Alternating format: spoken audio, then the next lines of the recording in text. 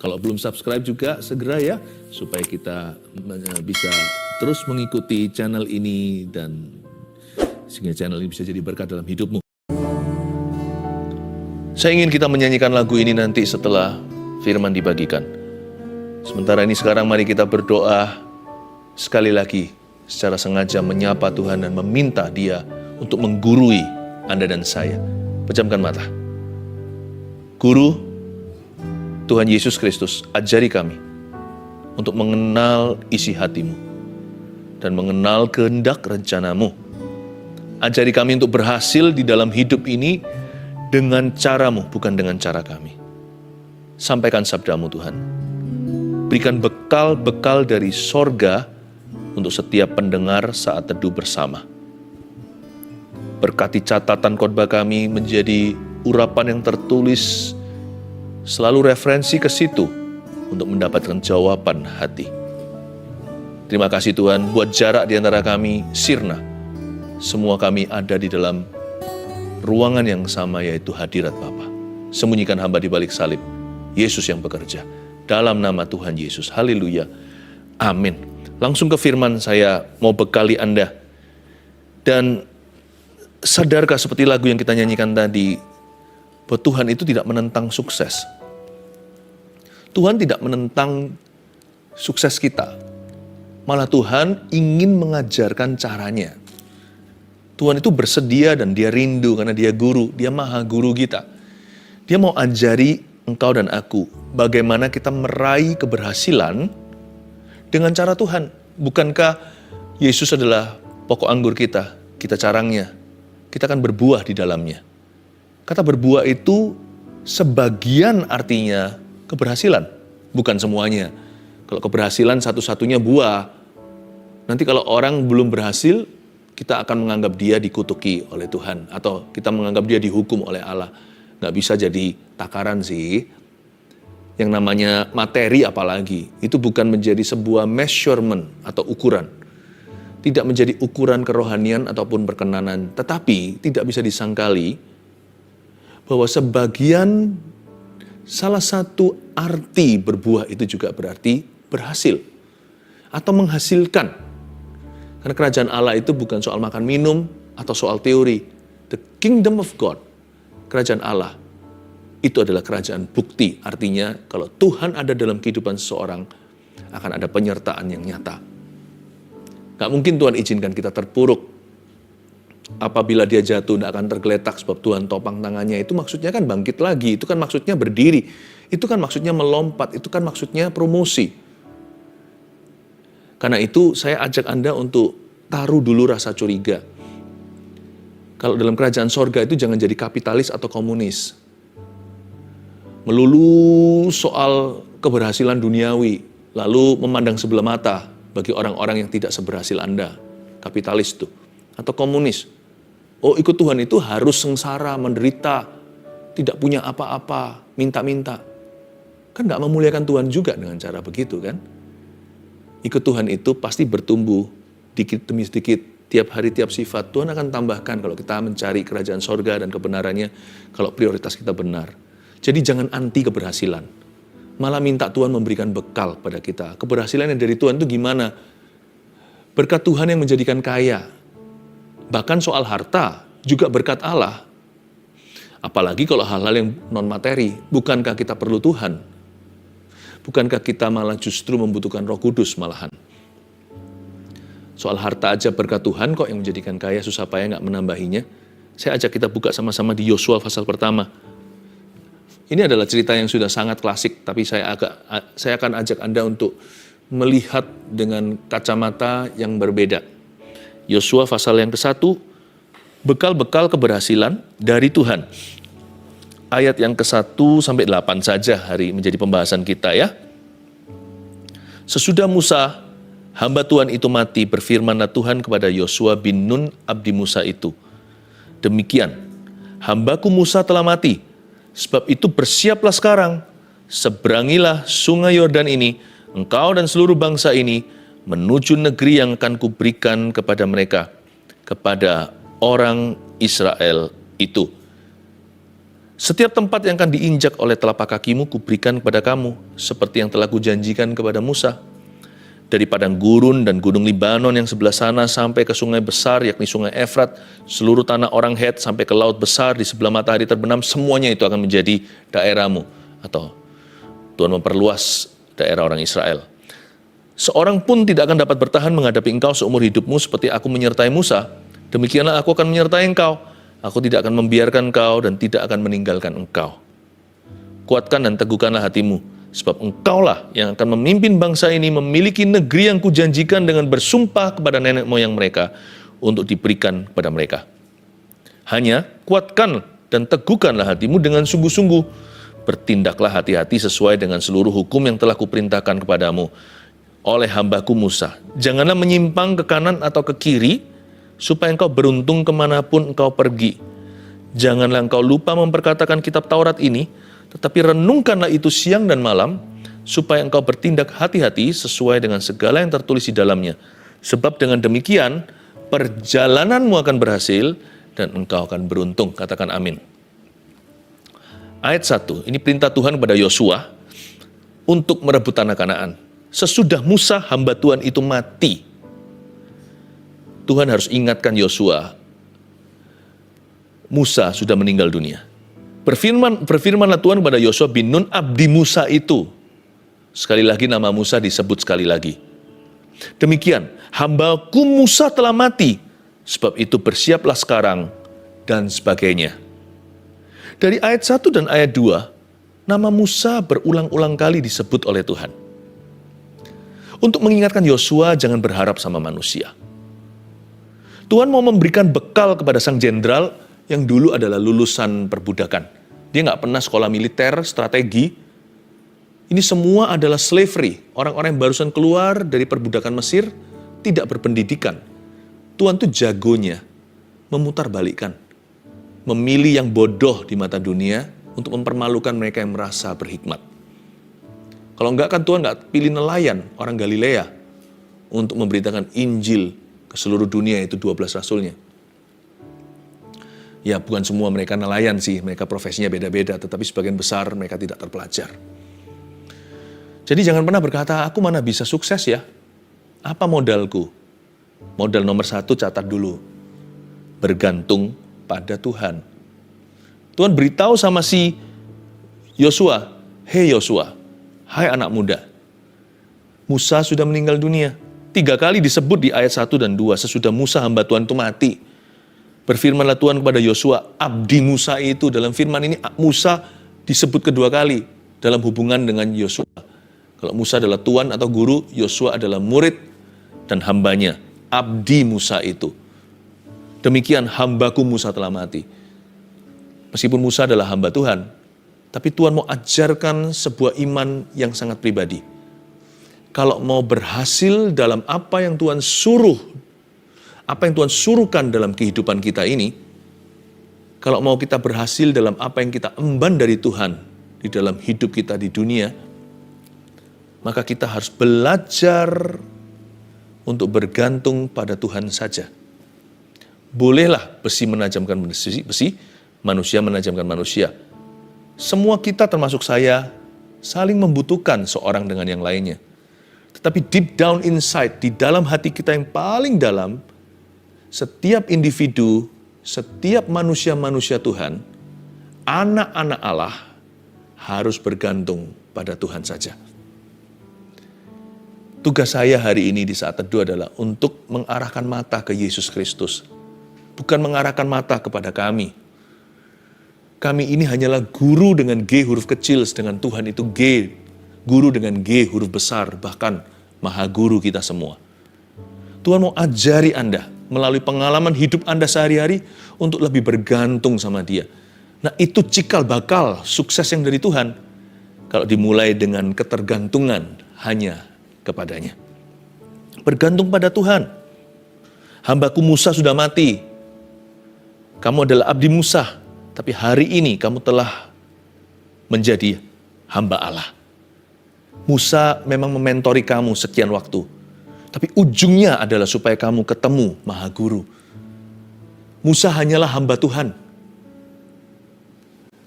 pada akhirnya kamu harus mengenal Tuhannya. Bergantunglah padaku. Demikian kata Roh Kudus kepada Yosua di Perjanjian Lama. Musa sudah meninggal dunia. Jangan berharap sama manusia. Manusia itu seasonal. Manusia itu hanya musiman. Tuhanlah all seasons. Tuhanlah segala musim. Dia tidak berubah. Bergantung pada Tuhan. Mari kita lihat sekarang ayat yang ketiga. Setiap tempat yang akan diinjak oleh telapak kakimu, kuberikan kepada kamu. Seperti yang telah kujanjikan kepada Musa. Kalau Anda baca ayat 3, fokusnya di mana? Seperti yang telah kujanjikan kepada Musa. Betul. Janji Tuhan kan? Tapi saya ajak Anda lihat, bukan hanya dari spion kiri, tapi juga dari spion kanan. Saya ajak Anda untuk melihat blind spot, apa yang selama ini luput dari perhatian kita. Baca dulu ayat 4. Dari padang gurun dan gunung Libanon yang sebelah sana itu sampai ke sungai besar, yakni sungai Efrat, seluruh tanah orang Het, sampai ke laut besar di sebelah matahari terbenam, semuanya itu akan menjadi daerahmu. Kiranya engkau memberkati aku berlimpah-limpah dan memperluas daerahku. Nah, ini diberikan karena Tuhan janji, atau karena Yosua menginjakkan kaki? Coba yang mana? Jawabannya adalah dua-duanya. Tapi banyak orang hanya berpegang janji, tidak mau melakukan sesuatu, atau tidak mau melakukan apa-apa. Banyakan orang berkata, mana Tuhan, mana Tuhan, mana Tuhan. Menuntut Tuhan saja. Tapi mereka tidak berkaca, tidak bercermin pada firman, dan melihat apa yang Tuhan minta dari hidup mereka. Memang betul janji itu akan digenapi dari sisi adikodrati. Nggak bisa kita berbangga oleh karena aku taat kepadanya, oleh karena aku setia. Jeripayahku ini karena aku pintar dan fasih lidah. Karena aku gagah perkasa. Dan jelas-jelas Tuhan ngomong, bukan gagah perkasamu kok. Tapi oleh Rohku. Saya tahu. Tapi Roh Kudus nggak pernah mau bekerja sendirian. Dia selalu bekerja sama, Roma 8. Tuhan nggak mau kita jadi Pinocchio. Tuhan nggak mau kita jadi patung boneka. Tuhan mau kita jadi anak-anaknya. Berarti di mana Allah Bapa kita bekerja, kita juga harus bekerja sama. Jadi jangan pernah kita berkata, mana janjimu kok nggak digenapi. Tanya sama Tuhan sebaliknya.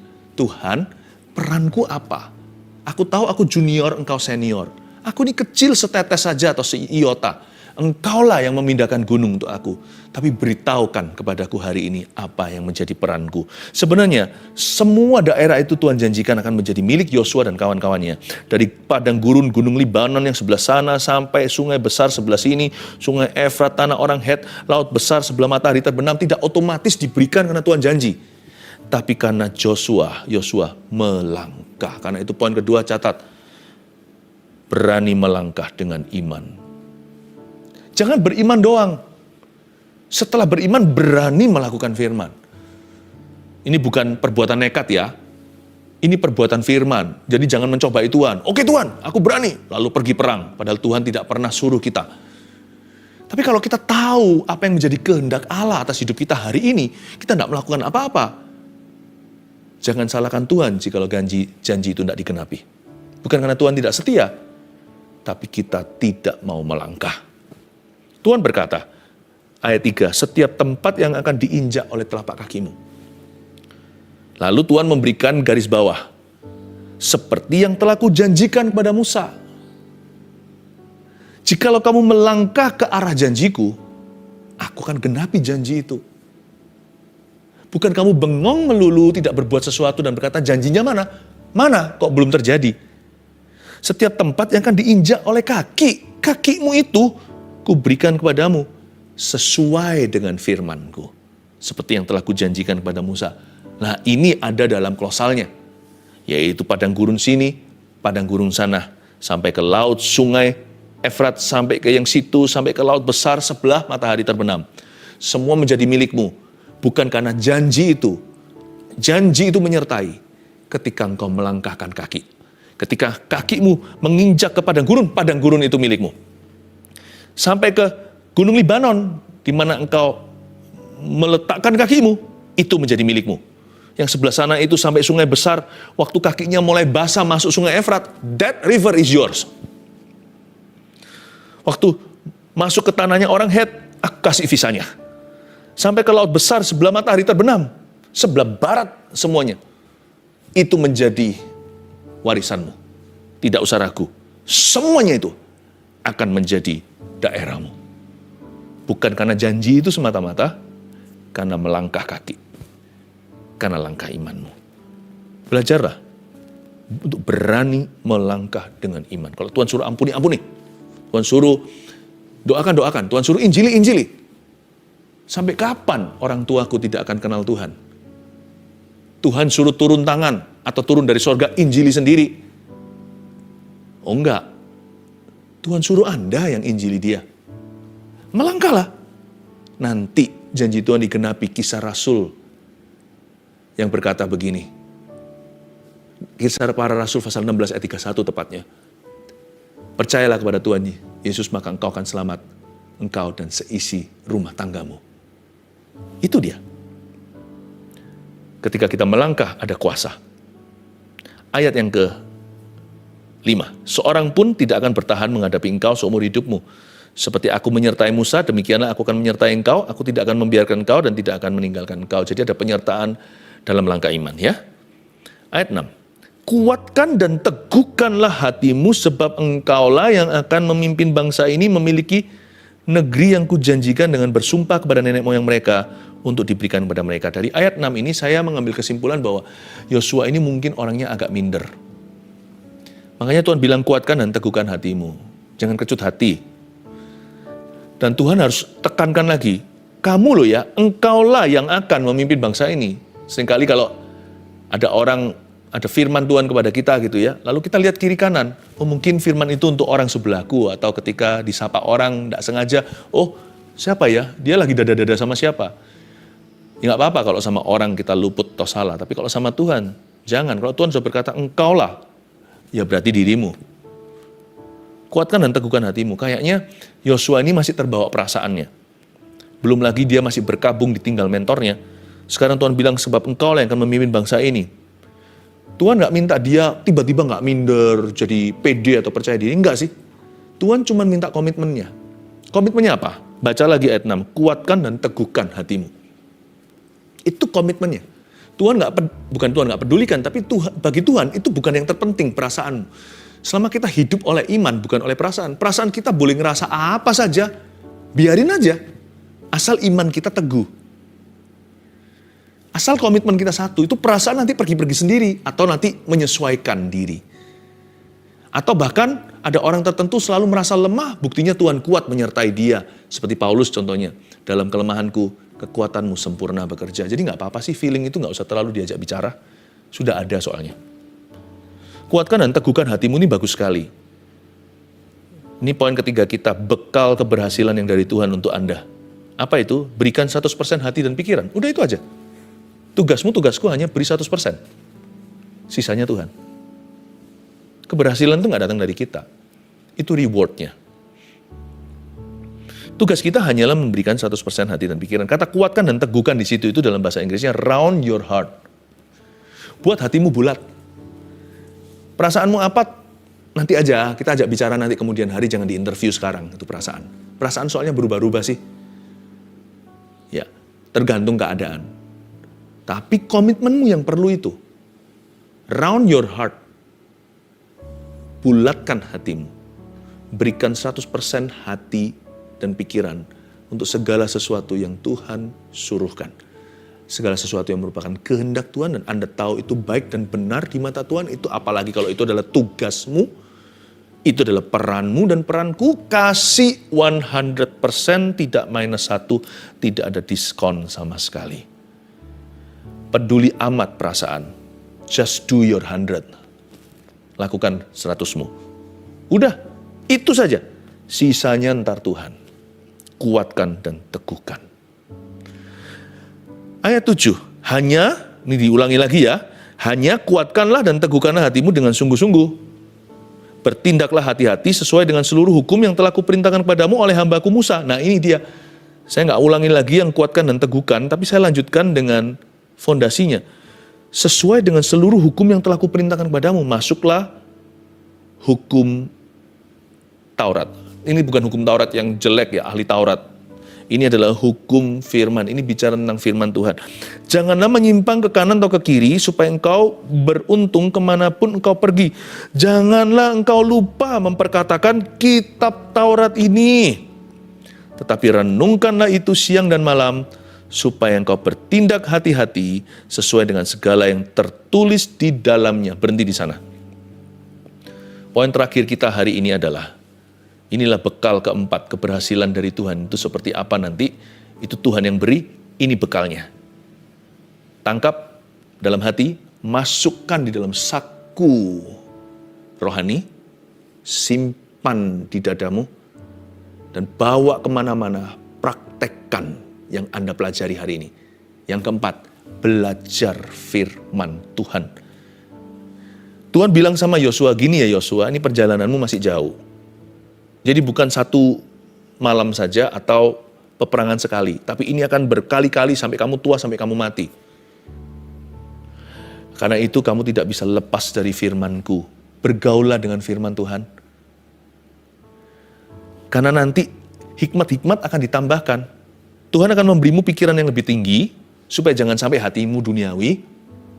Tetapi Tuhan akan memberimu juga strategi, jadi bukan hanya memberimu motivasi murni, tapi juga memberikan kepadamu anak tangganya untuk menang. Sebab ketika engkau bergaul dengan firman-Ku, engkau akan dimurnikan dan dilengkapi, diberi pikiran Tuhan. Ya, catat dulu nomor 4, belajar firman Tuhan. Harus belajar firman Tuhan, karena 100%-nya manusia itu nggak cukup. Sekalipun kita sudah beri 100% hati dan pikiran, kita masih bisa kilaf. Kita masih bisa misunderstanding, kita masih bisa salah paham dengan kehendak Tuhan. Makanya firman itu adalah pelita bagi kakiku. Kalau mau jalan jauh, bawa pelita itu. Terang bagi jalanku. Itu lampu bukan hanya jalan kita sekarang di kilometer ini. Di depan sana lampunya terang benderang. Jangan tinggalkan firman, hai jenderal, kata Tuhan pada Yosua. Sebab kamu akan membutuhkan setiap iota firman-Ku untuk strategi-strategi baru. Belum lagi untuk menjaga hatimu. Hati manusia bisa salah. Yosua jaga loh sampai akhir hidupnya, akhir hayatnya. Salah satu kata-katanya Yosua, kalimat yang paling famous, yang paling terkenal adalah, as for me and my house, we will serve the Lord. Aku dan seisi rumahku, kami akan melayani Tuhan. Pilihlah hari ini siapa kau layani. Aku dan family, udah jelas sih. Kami hanya melayani Tuhan. Itu firman yang jaga dia, bukan karena Yosua itu setia. Kita nggak bisa jaga firman. Firman itu yang jaga kita. Makanya itu orang yang kayak begitu, jalannya langgeng. Dia dikasih bekal yang dia bawa untuk jarak jauh. Ikut Tuhan itu maraton, bukan sprint 100 meter. Ikut Tuhan itu seumur hidup. Karena itu bawa firman sebagai bekal. Alkitab itu bukan pajangan, tapi itu dibaca dan direnungkan. Belajar firman. Ketika kita belajar firman, kita dapat sesuatu. Dan Yosua mempraktekkan itu. Makanya dia adalah salah satu wujud Mazmur 1 yang merenungkan firman Tuhan siang dan malam. Tidak akan layu daunnya dan tidak akan pernah gagal buahnya. Akan berbuah pada musimnya. Apa saja yang diperbuatnya pasti berhasil. Yosua masuk setiap daerah musuh, menang melulu, hanya sekali aja di Ai.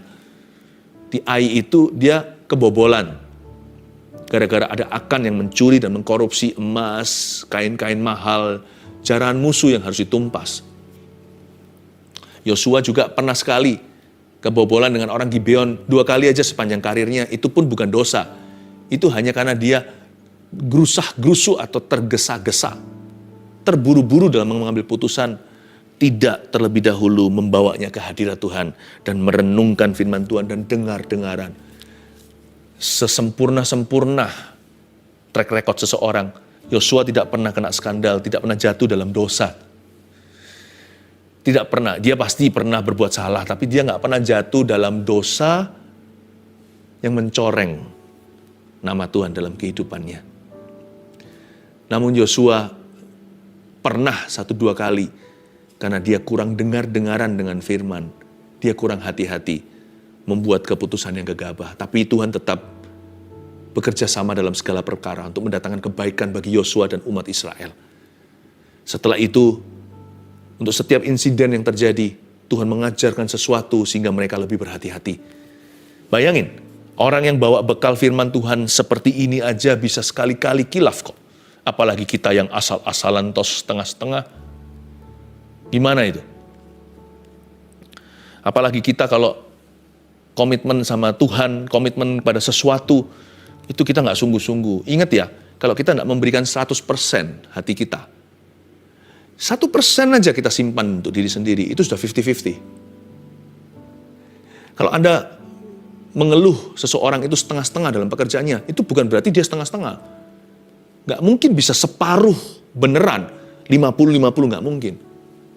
Anything less than 100, itu adalah setengah-setengah.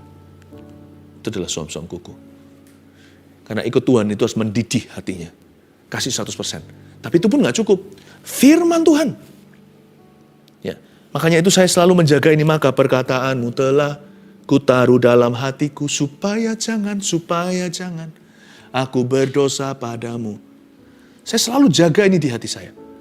Karena saya tahu sepandai-pandai saya jaga hati, pasti ada sesuatu yang lolos.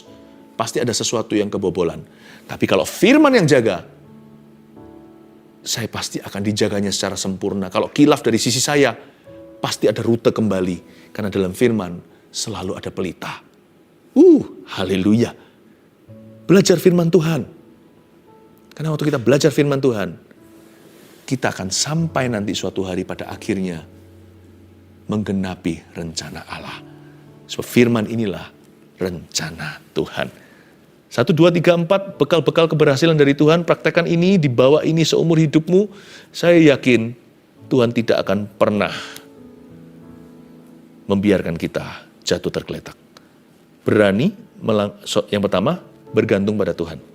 Yang kedua, berani melangkah dengan iman. 3, berikan 100% hati dan pikiran. Yang terakhir, belajar firman Tuhan. Lalu ayat terakhir, kalimat terakhirnya bunyinya begini. Sebab dengan demikian, perjalananmu akan berhasil.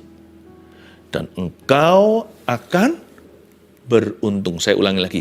Sebab dengan demikian, kata Tuhan, perjalananmu akan berhasil. Berarti Tuhan tidak menentang keberhasilan. Malah Tuhan ingin ajarkan kita cara berhasil yang dalam Tuhan itu seperti apa. Dan engkau akan beruntung karena Tuhan kita selalu berniat bukan mengutuki, tetapi memberkati umat kesayangannya, yaitu Anda dan saya. Mari kita angkat tangan kita, terimalah berkat dari Allah Bapa, Putra dan Roh Kudus yang telah membekali kita dengan peluru-peluru ilahi di saat teduh bersama hari ini. Terima kasih Tuhan, Kau bermurah hati, mendidik, mengajar kami. Thank you Guru, Kau Maha Guru, our teacher, Yesus Kristus yang tercinta. Berkati umat kesayangan-Mu. Haleluya. Amin.